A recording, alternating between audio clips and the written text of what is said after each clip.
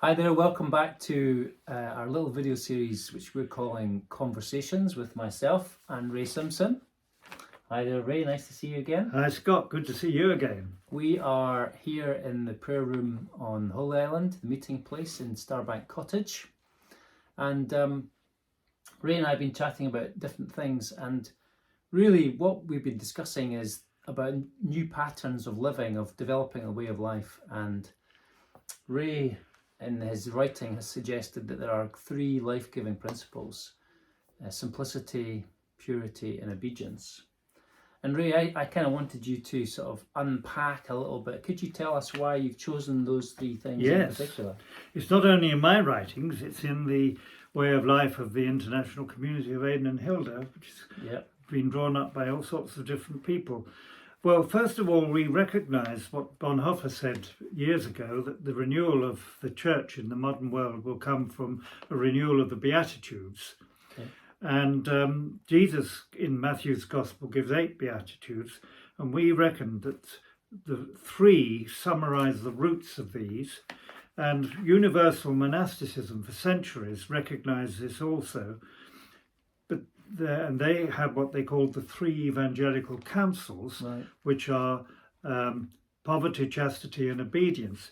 But these, of course, were for celibate people who removed from the ordinary secular world into monasteries. And we said to ourselves, when Jesus gave the Sermon on the Mount, the Beatitudes, it was to the huge public. It was in a public auditorium to the crowds. And so we want these to be life-giving principles which are accessible to ordinary people anywhere in the world. And we chose simplicity because Jesus said, blessed are the pure, blessed are the poor in spirit. And the whole modern world is driven mad by consumerism and acquiring and possessing. We chose purity because the basic drives of all human beings are for security, success. And we need to have that burned out of us like gold being purified in the fire, so that we become authentic human beings. Everybody needs authenticity. And we chose obedience because the original sin of humankind was disobedience, which mucked everything up in the planet Earth. And obedience, not to any old person, but to God, and to that which is of God in each person, is the route to a world free of racism, exploitation, and misogyny. Wow. And so we're talking about simplicity, purity and obedience as 3 core principles for a way of life. That's right. Maybe you could explain a little bit more then about simplicity in itself. Well, I think it was William Penn who said we either obey the 10 commandments of God or we condemn ourselves to be ruled by the 10,000 commandments of people. And we get into such mess because most of us have an ambition, a drive to do too much or to acquire too much. And so we get over busy in our activities, in our or the way we plan our houses, rooms, our offices, the way we use our time, in our relationships. And so to simplify all that, and we ask the question, what clutters our spirits? And when we try and cut out what clutters our spirits. That's a great question, isn't it? It's good business management as well. Yeah, true. Wow, that's fantastic. So this old idea of simplicity isn't just, sort of narrow, it's much broader, it's much more holistic. Simplicity doesn't mean that you can't have things that are beautiful. It's not simplistic.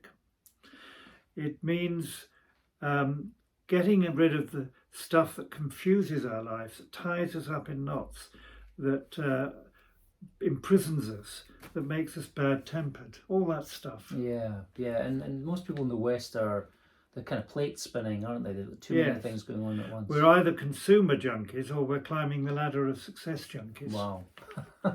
Simplicity takes away that. Yes, and some of the pressures from that. We stay at ground level all the time. Wow. Okay, well that's wonderful. Thank you, Ray. How about this concept of purity then? Because You know, people might think of, is this kind of some kind of legalistic thing? What do you mean when you talk about purity?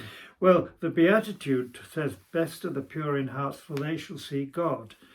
And doesn't everybody in the world want to see God? If you believe in God, and if you don't, you still want to see something beyond this, that, and the other. And purity, we all have a drive for security, success, and sex. Those are the three basic drives in human beings. And they're all perfectly legitimate drives if they're stewarded well.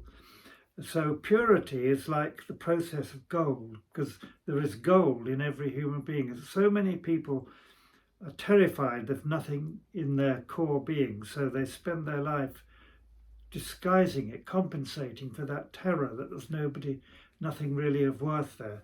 But if we actually believe that in the core of our being is the image of God, which is gold, then we can submit to the purification process, which gold goes through, a huge amount of burning.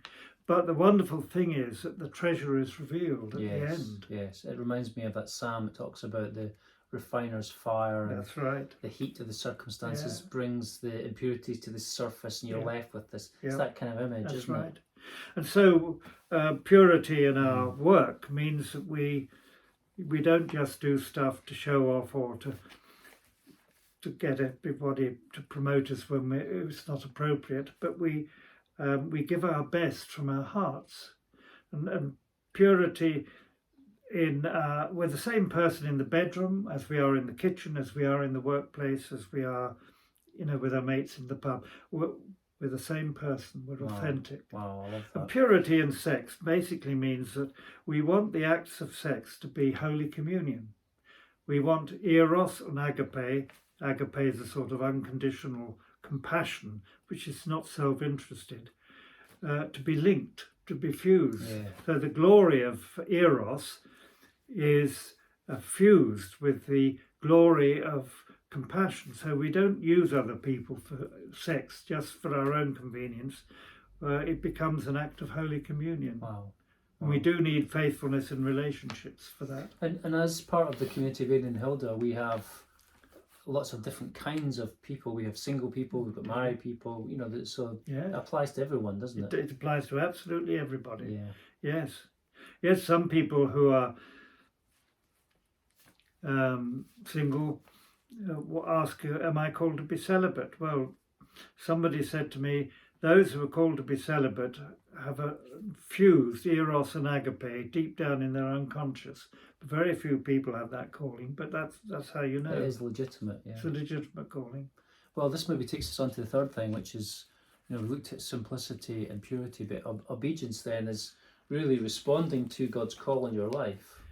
Well, you don't like, you told me that some people don't like obedience. They don't like the word obedience, that's because we're all rebellious. Because we're all rebellious. But what I say is, the original problem with humankind in the parable of Adam and Eve in the Garden of Eden was disobedience. Yeah. And if we want to be meaningful and radical on this earth, then we replace the original sin, which was disobedience, with obedience.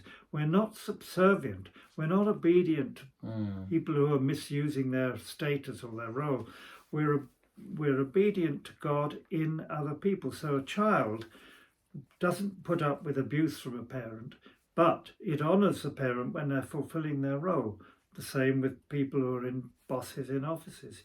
You obey that which is of God in them, not what isn't of God. And if you do that, then it abolishes racism, because you're respecting everybody. It brings respect. Yeah, sexism too, I suspect. It abolishes sexism too. Yeah. It's a wonderful thing. And so, we've talked about these three things: simplicity, purity, obedience. They sound wonderful as concepts, and it is a bit of a narrow way.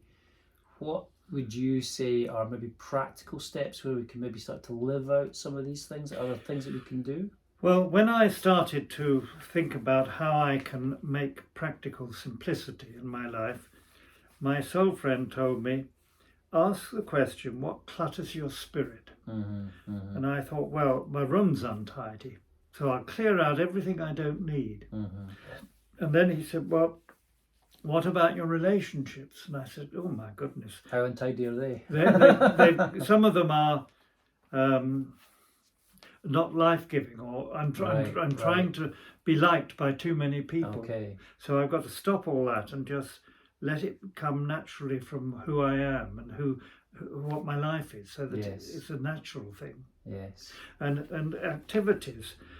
Most of us want to be successful, and we can't say no. So when you retire, they put you on every committee in the village, and you say yes, yes, yes. And the same when you're working and you're a parent or whatever. And sometimes you can't avoid pressure of a lot of responsibilities. But I think simplicity means that you can say no when you know it's not right. That's good. Yeah. And I think the thing I would add to that is that that's quite hard to do on your own. Yeah. So if you're within the context of two things, I would say a soul friend who can maybe be a bit of a companion or a guide in the way, Yes. and even a sort of community of shared values. Yes. People round about you that they're trying to achieve similar things. That helps, doesn't it? It does help. We can't do it on our own. We need soul friend, and we need people who are journeying with us on the same journey. Yeah, wonderful. Yeah. Okay, well, thank you. I think that's probably all we're going to say for our conversation this time. Please watch this space. We're going to do more in the future, and we'll come back to you. So thanks for joining us. Amen.